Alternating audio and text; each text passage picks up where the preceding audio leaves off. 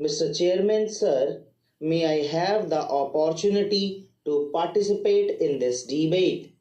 This is a private member's bill, and I want to congratulate the mover of this bill for having brought this bill. A very important subject has been raised, that right to work should be made a fundamental right. Right to work is the birthright of everybody, however poor or however rich, whether a man or a woman. We have right to property as a fundamental right in our country, but it is really sad that right to work, which provides right to live, should not be made a fundamental right and should only be a directive principle. Why has this happened? Why could it not be made a fundamental right till now?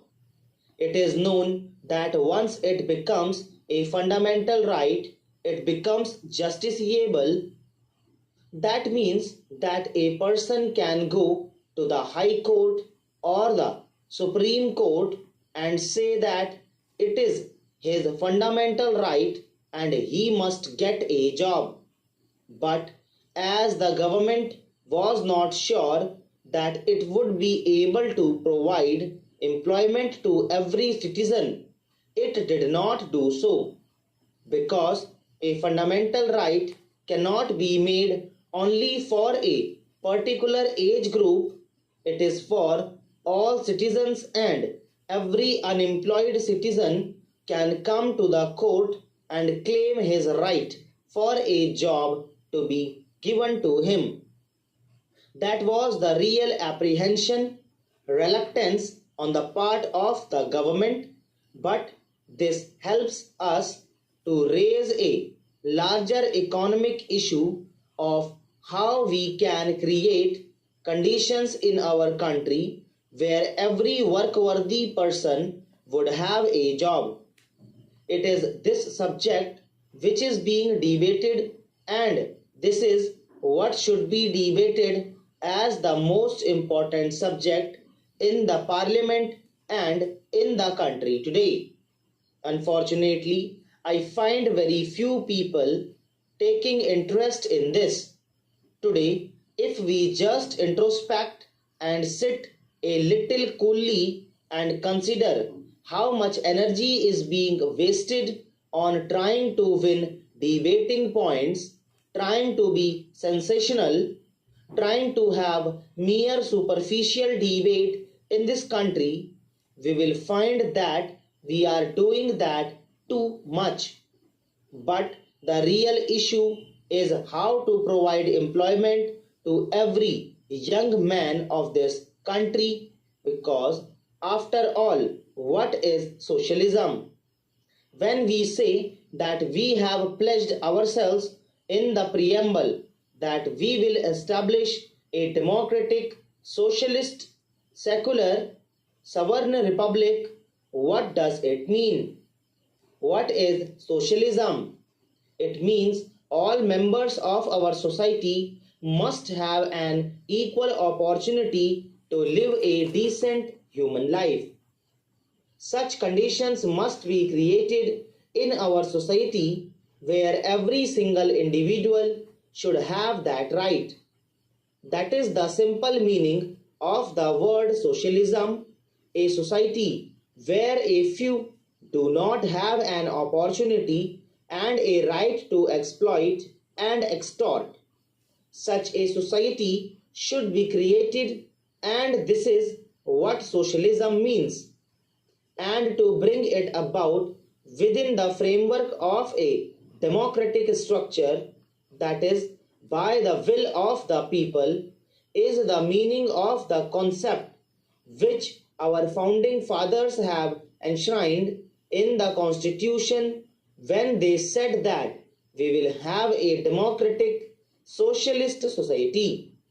Let us ask ourselves this question: have we succeeded in doing it?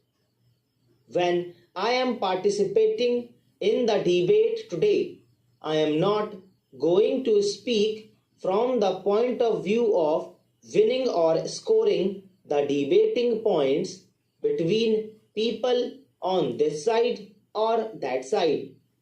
I think it is the duty of all of us, these 800 people in this house and in that house, who have been entrusted by 80 crores of people of this country with the task of doing something that will change their destiny and change their life. It is incumbent on us to sit down and to give the topmost priority to consider as to how we can achieve this. And if this is given priority, sir, I am sure a way can be found. Instead of wasting our energy on other matters, let us concentrate on this matter. I am absolutely one with my friends when they say that this should be given the top priority. What do the young people of this country expect? Why are they restive? Why are they frustrated? It is because they are not employed. They do not have productive employment, creative employment. That is why they feel frustrated. By and large, if this is the fact, sir, then let us consider how this can be achieved. If you want to provide employment, that employment must be productive. What is wealth? Wealth is goods and services. It is not notes. The currency notes are actually the means of exchange. The wealth is goods. When do you say that a man is poor? It is when he is not able to have even the necessities of life. Now, how can you make them available to him? Obviously, first they must be produced, and then he must have the purchasing power to buy them. How can he have the purchasing power unless he has remunerative work? So दोस्तों इसी के साथ dictation